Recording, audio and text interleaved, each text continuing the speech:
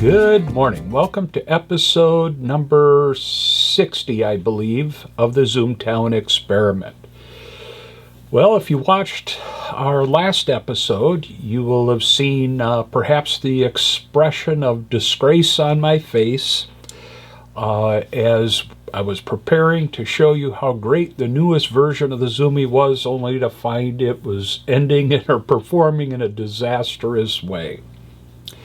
Now, I will say that that particular problem has been there, I think, since the beginning, and it just seemed to, I'll call it, go away when I would fiddle with everything, and I never really got to the root cause of it. But I will say these bad situations are depressing, as you can expect. I've been at this for 60 weeks on filming and stories, so yeah, this goes on, and it we've hit an awful lot of problems on this project, and they can drag you down. But at the same time, what makes it fun and interesting for me, and hopefully for you guys, is every challenge that presents itself, then working toward a solution to get rid of the problem or get rid of the challenge. And that's kind of been the whole thing since we started on this video series. A lot of challenges and a lot of solutions, some of them from the audience members, and of course many of them from within what we're doing here in Zoomtown. So now let's look into what the problem was. What we were witnessing was the Zumi not being able to terminate its motion properly. It would overshoot or undershoot. Now this was occurring all the time, but it really became a problem where certain maneuvers, the Zumi is not using the 1/4 inch black tape to update position every 1 inch, or a QR code to update a position. So if the encoder was giving bad feedback data, which kind of was what led to the entire system of the QR code and the 1/4 inch black tape every inch or 25 millimeters all over the layout, it would self-correct. But not all moves use those inch markers.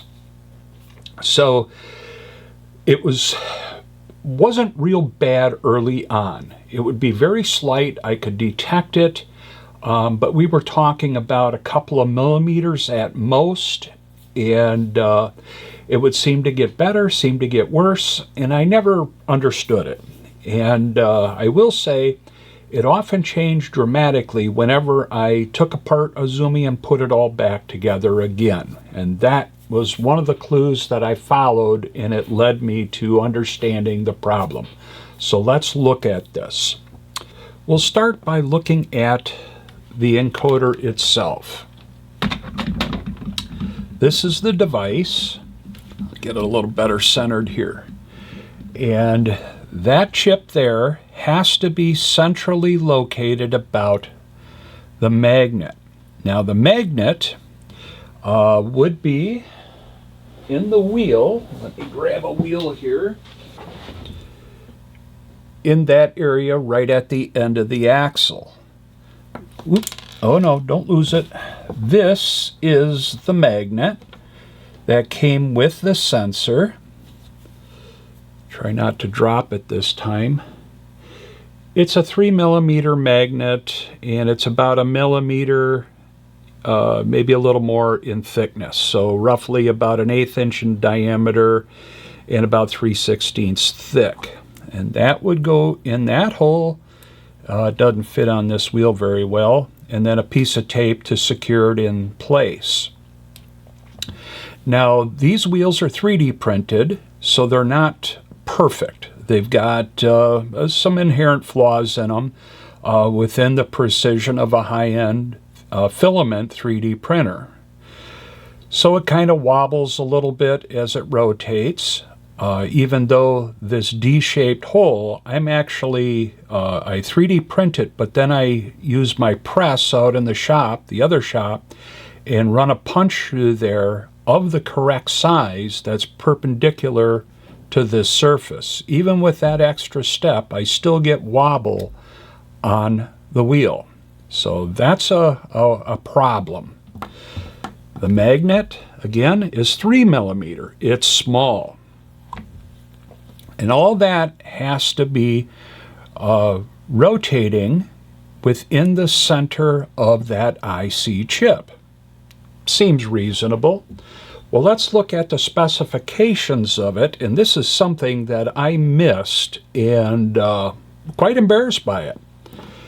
My biggest concern when setting up this whole system was this air gap between the magnet and the IC chip. It needed to be within a 1/2 millimeter, about a little more than 1/64 of an inch, to 3 millimeters, so about 120 thousandths of an inch or 1/8 of an inch. Now that's actually quite manageable. That's a good wide tolerance there for me to figure it out. And that is handled by, it's going to be very difficult to see this because, well, that IC chip is on the other side of this, and you'll notice there's a very, very thin gap between the wheel and the IC chip, which you really can't see. It's actually set back slightly from the inside edge of the support bracket here. But it is well within the range and actually easy for me to adjust at any time. And I've run the wheels all the way in, all the way out, at different positions on the axle, and it never got out of hand or never caused any problems. So that was this little information. The one that I missed, the maximum amount allowed, let me try that again.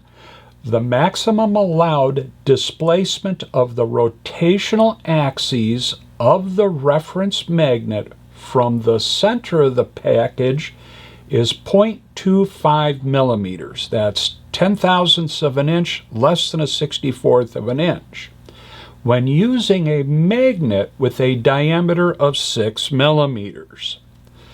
Well, that's not 6 millimeters. That's half as much as 6 millimeters. And the run out of this wheel is easily that 1/4 of a millimeter or about 10 thousandths of an inch. It might actually even be worse than that, depending on the wheel. Then there's another problem. And I'm going to take off the tape that holds this in place so you understand what's going on here. When I originally designed this bracket to hold all these sensors, it holds the the distance sensor, 2 TCRT 5000 photoreflectives, 2 A3141 Hall effect sensors, and the encoders themselves, 2 of them. When I designed it, this opening, the square opening in the bracket, was a little tighter on the top, and I had this gap at the bottom. And I was been aware of it whenever I goofed up one of the designs and kept printing. That is not a problem in itself because I would just push it down toward the bottom and kept it in this back corner. And that's how I got this to work for as long as I did with minimal problems. But it was still a problem. As long as I registered it, we were okay, and it was centrally located per se. What I didn't account for was this problem. This IC chip is not in the center of the actual PCB. It moves around. My measurements were well over a 1/2 millimeter. It could vary from one of these sensor boards to another. That was the thing that really threw everything into a mess. And then the problem was it didn't just stop working. It's what it did that made it very difficult to track down. And I'll show you that with some test video that I did with the Zumi moving, and then we'll look at some of the data in my spreadsheet.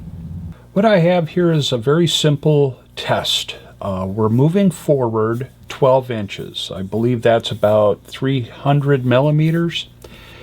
And I'm starting at a very specific point. It's a very fine pencil mark you'll see on the the yellow center line. And I'm driving up to the white line. And that is 12 inches marked off. And I'm using the maneuver PUP, which is pull up. It's an encoder-only guided movement, meaning it is not relying on QR codes, inch markers, or anything, any steering, anything like that. It's just straight up raw encoder movement to get from the start to the end point with a deceleration at the end. And you'll see this test. I've only grabbed a handful of the samples, and these aren't even some of the worst ones, just a handful of them.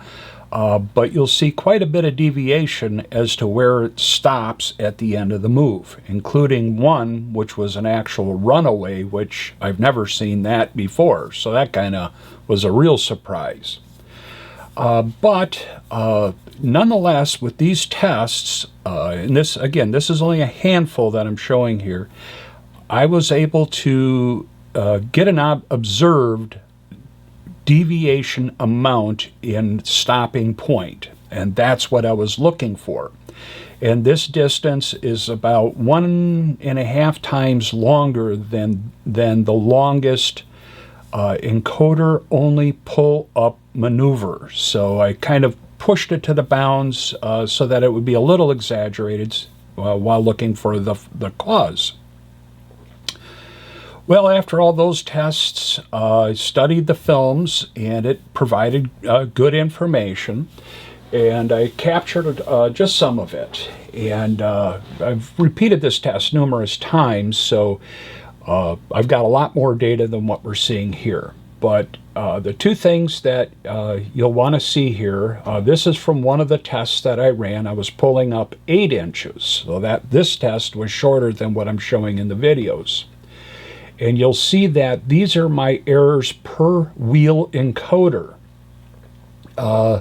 In this case, it's going from a negative 0.189 4 millimeters to a positive 238, almost a little over 5 millimeters. That's the deviation. The right wheel had similar results, from a negative 235 error up to a positive 193 error. That's a lot of deviation. So I also ran a test using reverse, going backwards, backing up 8 inches. And here you can see that the range was from essentially 0 to negative 300, 0.3 inches. That's a lot of error. That was the mystery that I've been chasing all along. So what does that look like when we're looking at the encoder data that caused this much mispositioning during the movement? This is what I was seeing looking at A channel and B channel and the encoder values all around. Notice how the red side here is going way out and around this way, and the blue line is going way out and around the opposite way. That should be a perfectly straight line in both colors. And if I let that run on continuously a lot longer than 612 samples, which is one rotation of the wheel there, it would keep oscillating like this. So it's a constant waveform that just continues on instead of being a straight line. Once I saw that, I recognized that data showing me the side-by-side mispositioning of the sensor on the IC. It wasn't staying within that 0.25 millimeters, rotating perfectly about center of the IC. That's what the data looks like when we extrapolated out. Now, I was able to do a lot of experimenting trying to get that straight. Here you'll see it straight, but it still undulates. Pushed it a little too far. And what I was actually doing in that testing was moving the position of this around ever so slightly. And boy, just the smallest little movement made a huge difference. But here, again, we see this huge belly or bulge in that data line. And I kept it up. Now at this point here, this was the best result I could get for left and right channels. If you want to look at it this way, encoder channel A, encoder channel B, that was the best I could get. And it still had a wobble in it. Got a little worse when I tweaked it. This was some other data. Here it got worse at the start, and then again repeated over there. And then it just got worse again, and I never got it back to, was that the best one? Not that. Yeah, I think that was about the best one I got. So I could trace this whole problem all the way back to the beginning, understand why it varied, understand how, when I would fiddle with the Zumi mechanically or touch it a lot, handle it, it's very easy for that tape to loosen up. And if I'm picking it up and handling it, this IC or the PCB isn't staying centered in there. It would also explain why I've only got a couple of Zumis that I'm testing with, why one works better than the other.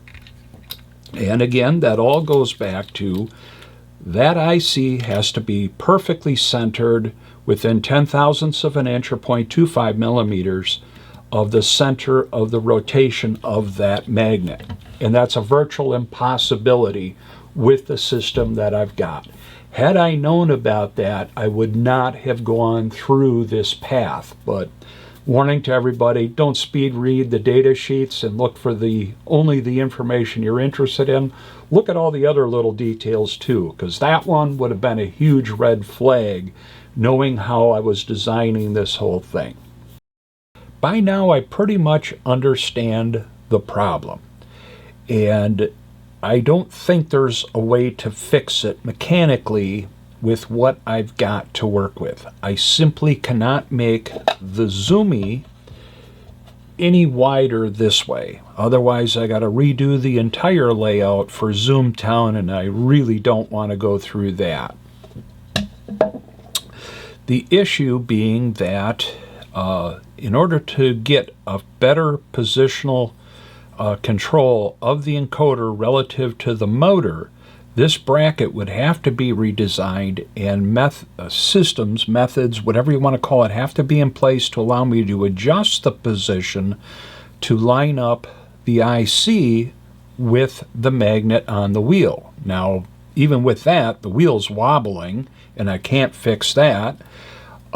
So it's just a bad overall system that all started with misunderstanding, or not misunderstanding, not reading the data sheet to understand the importance of rotational centerline positioning. I went back to the beginning, and this is the motor that I selected. These are actually the units going all the way back a year and a half ago that I was looking at. I started with this one, but I didn't want that one because it's long. And two of those with the wheels, etc., and a gap between the ends of the motors, for example, like this, it really dictated how wide the body of the Zumi would be. And it was right at the limit of where I wanted to be. Actually, it was beyond it, so I made a compromise. Well, I was looking at the right angle version because, wow, look at that. Now I got a whole lot more room, and I could do a lot more with that. Problem was this body, just broke the wire off there. This body or the body and the chassis, this whole unit would take up other valuable space on the lower deck, and the gearing in it and all that was problematic as well. So worm drives are always wonderful. You can see that little gear down in there. And all around, it's a great little motor, but I just didn't think it was going to give me the performance. So that's why I picked this one. Well, I thought it would end up shorter than this one, which is a motor with an integral encoder. This is the encoder on the end. It's part of the motor, so it never goes out of alignment. Wow, imagine that. How wonderful that could be. That might explain why all industrial servos have the encoder attached directly to the motor as opposed to housed on something else. So, but I couldn't go with this one because I thought, well, geez, that's just way too long, right? I mean, look at that. This one's all that much longer, times 2 for 2 encoders, or 2 motors. It'd never fit. Well, I never really gave thought to how much space this takes up between the bracket and the encoder and the wires. And if I line that all up here, notice it really doesn't take up more space at all. So, in order to go through everything, I needed to do a lot of testing on this motor with the integral encoder. One of the biggest factors is cost. This one's $12.50, where this one I can get for, I think, a couple of bucks on AliExpress and even on local Amazon, maybe $3, $4. So this is very expensive. Now, I've been shopping and I got some on order from AliExpress. But I'm currently working with some that I purchased here in the U.S. from Adafruit, which is where all these motors came from on the original batch. Now, I will say that I'm pretty well ahead of you on the story, meaning that I'm already most of the way through testing on this new motor and encoder. And it shows a lot of promise, but because of the huge investment I just made in the useful sensors, the tiny code reader, and now another huge investment with this motor, I got to be very careful on it, because frankly, if this doesn't work, I have to figure out whether the Zoomtown experiment ends right now or not. I can't keep funding it at the rate it's eating up my my retirement savings. But I got good promise for it based on what I'm seeing so far in the testing. Now, it's not just put it in and it worked magic. There were a bunch of other very unique challenges that presented opportunities for me to be creative to come up with solutions to them. And that will be the subject of the next video. All the testing, the building up, the try this, try that, and a very, very unique solution to one of the most complicated invisible problems that I ran into. That's all for the next episode. I want to thank you for sticking around with me on this crazy Zoomtown experiment as long as you have. Hopefully in the next episode, we'll find a magical cure to keep moving this project forward. Thanks again for watching, and I look forward to seeing you in the next episode.